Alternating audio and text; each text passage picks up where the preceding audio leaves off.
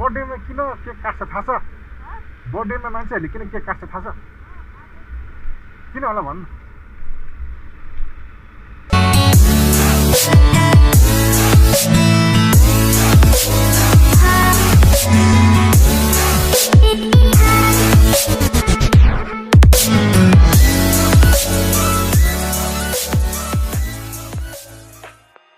Hello hi and नमस्ते सबैजनालाई मेरो युट्युब च्यानलमा तपाईहरु सबैलाई स्वागत छ। आज फेरि म एउटा नयाँ फुड ब्लग लिएर आएको छु। कसरी घरमा सजिलो तरिकाले केक बनाउन सकिन्छ भनेर विदाउट एनी ओभन एन्ड यो चाहिँ स्पेसिफिकल्ली ड्याडीको बर्थडेको लागि सुगर फ्री केक मैले र मम्मीले बनाएका छौं। भिडियो अन्तसम्म हेर्दिनु होला र पक्कै पनि मन पर्यो भने लाइक र सब्स्क्राइब गर्न चाहिँ नबिर्सिनु होला। धन्यवाद। केक बनाउनलाई सबैभन्दा पहिला हामीले के गरेको मम्मी? यो 1.5 कप मैदालाई छान्ने, अनि त्यसमा baking soda 1 teaspoon, baking powder 1 teaspoon, salt half teaspoon राखेर छान्ने हो। यो छान्ने किन भन्दाखेरि चाहिँ पछि गएर त्यो केकमा सबै राम्ररी मिक्स होस् भनेर, केकमा पल नहोस् भनेर सबै मिसाएर छान्नु पर्ने। र तीनटा अन्डा चाहिँ फिटेर एकछिन राख्नलाई रेडी गरेर राख्नु पर्यो। राम्ररी फिटेर राख्ने तीनटा। त्यो अन्डा चाहिँ त्यहाँ केकमा राखेर फिट्नु भन्दा अगाडि नै फिट्नु पर्छ हैन? अन्डाको फिटेर राखेर राम्रो अन्डा काम चाहिँ मेन टास्क नै हो। यो तेल चाहिँ पाउने 1/3 कप तेल राख्ने। 1/3 कप तेल अथवा बटर राखे नि हुन्छ छ भने। बटर अथवा तेल राख्ने। त्यो जुन कपमा नापे सबै त्यही कप युज गर्ने हो हामी। हजुर किन हजुर हो भन्छ? जुन कपमा नापे त्यही कपले नाप्यो भने बराबर हुन्छ, मिल्छ। अनि त्यसपछि त्यो ड्राई र भर्खरको त्यो अन्डा फिटेको राखेर मिक्स गर्ने मजाले।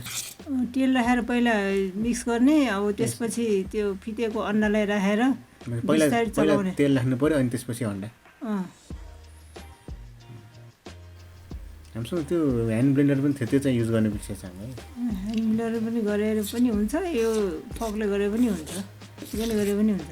फर्कले हैन? जस मजाले सबै मिक्स हुने गरेर चलाउनु पर्यो, स्मुथ हुनु पर्यो। अनि यो दुध चाहिँ कति राख्नु भयो त? दुध चाहिँ 1 कप। दुध चाहिँ कहिलेकाहीँ अलिकति कम कति बढी हुनसक्छ, त्यसैले त्यसको कन्सिस्टेन्सी मिलाउनलाई ठ्याक्क मिलाएर राख्नु पर्यो हैन? लगभग 1 कप जति नापेर। दुध त्यो सिधै चिसो दुध राख्ने कि तताएर राख्नुपर्छ कि के? रुम टेम्परेचरको हुनुपर्छ। सिधै फ्रिजबाट झिकेर हाल्नु भएन? हुँदैन,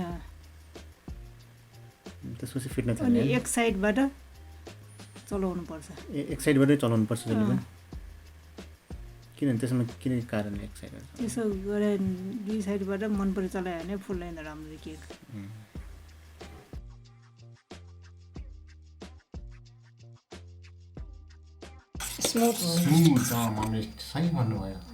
अनि यसरी माथि तान्दाखेरि रिबन जस्तो यसो ल्याल्ल आयो भने अनि यसलाई चलाउनु पुग्यो, केक ब्रेक गर्नलाई रेडी भयो।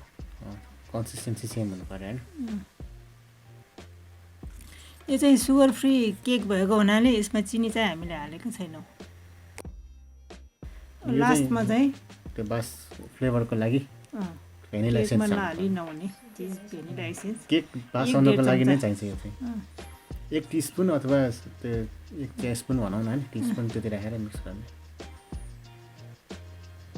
1.5 टीस्पून जति राख्यो भने ठिक हुन्छ।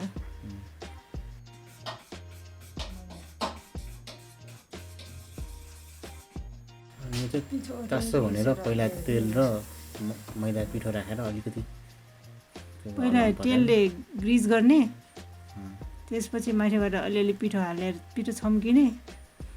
त्यसको लागि सबभन्दा पहिला के हुनुपर्छ त भन्दाखेरि ग्यास त्यो भाँडा चाहिँ मजाले तातिएको हुनुपर्छ। त्यो केकको ब्याटर हाल्नुभन्दा पहिला भाँडा तातिएको हुनुपर्छ मजाले, सानो। अनि यो भाँडा पनि एउटै लेभलको सिधा हुनुपर्छ हैन? भयो भने राम्रो हुन्छ, केक बाङ्गो हुन्छ, तलमाथि हुनसक्छ। यसमा बबल्सहरू नहोस् भनेर हामीले भाँडा ट्याप गरेर अनि यो फोकले पनि यसो खोसेर त्यसमा भित्र भएको लङ्सहरूलाई झिक्ने।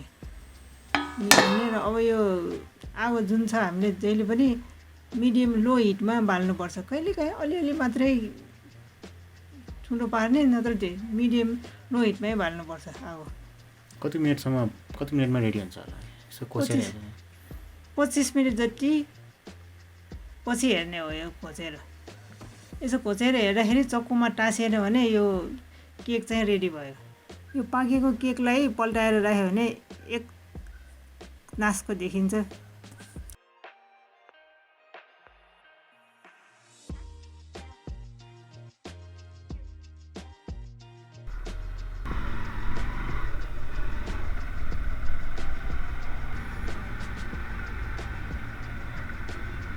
मान्छेहरू बाहिर आइरहेकै हुने रहेछ है बाहिर आइरहेकै हुने रहेछ भने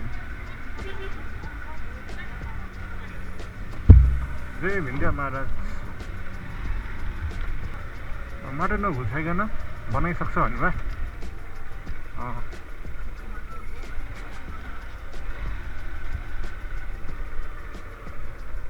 यहाँबाट केही लिनु पर्छ कि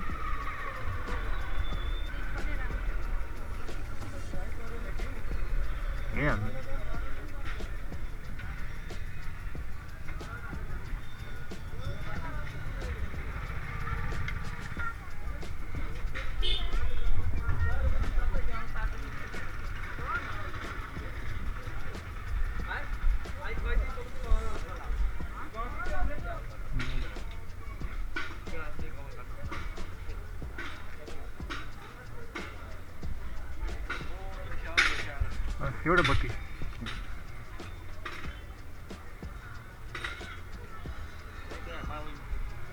भरि नभएको लिनुपर्छ नि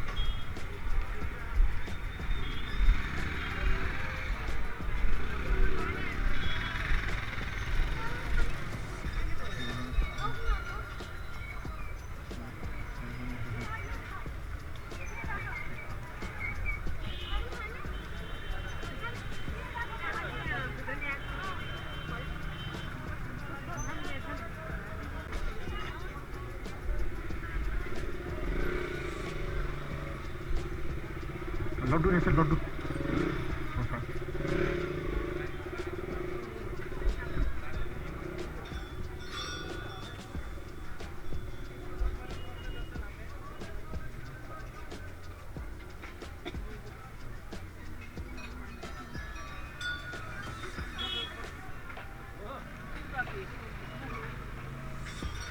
जय हनुमान ज्ञान गुण सागर जय कृष्ण लोक सागर राम दूत अतुलित बलधामा पवन पुत्र पवन नाम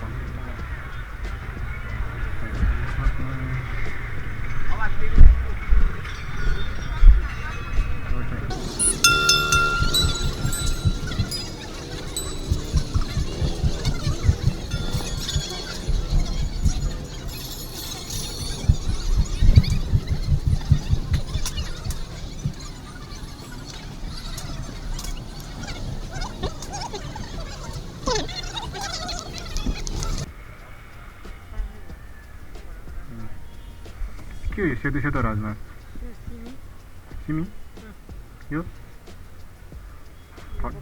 त्यो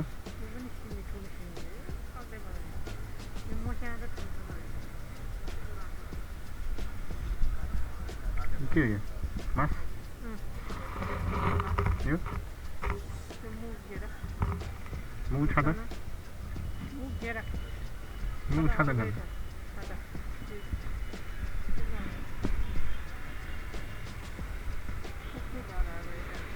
के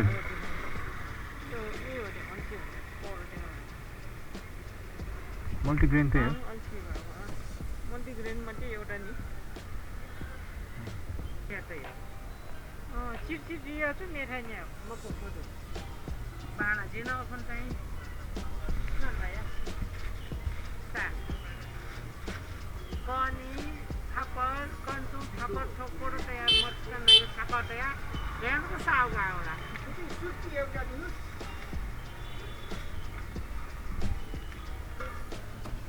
मिसेरी कि दनिगा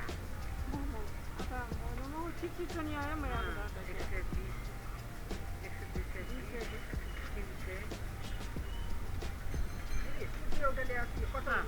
पैसा लैजानु बाबु अनि नभए समस्या न हो कायना आता बच्ची लक्षण या 40 मैं पियो अपन बच्चाले सोच मकुम अले एजियाले याद है मैं कर बैलेंस बना तो वो सब मिसे ना यो चला दिया मरता ला वो यहाँ का चेक है आपले 50% ना वो इसका वो बच्चे दमु ना हां ऐसा तो मनोला वया मत लगा हल्ला काठमाडौँ गए म होला खनि औ अनि मुखो गनि कि अन्त अनुगमन त आठैना छ कि मला छन्दा एना झेपेमान जायाल थालु गए म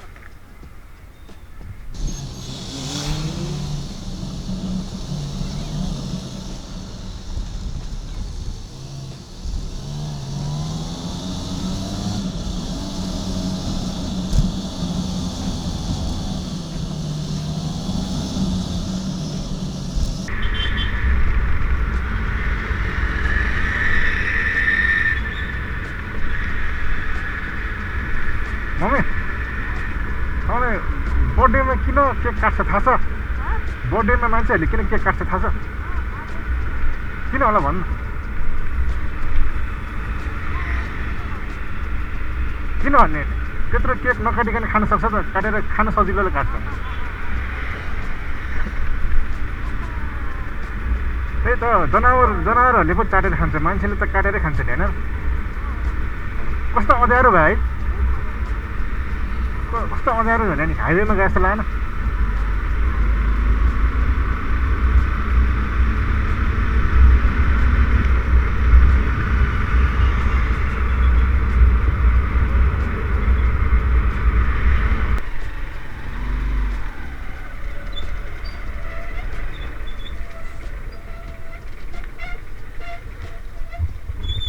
छ नि होइन बाटो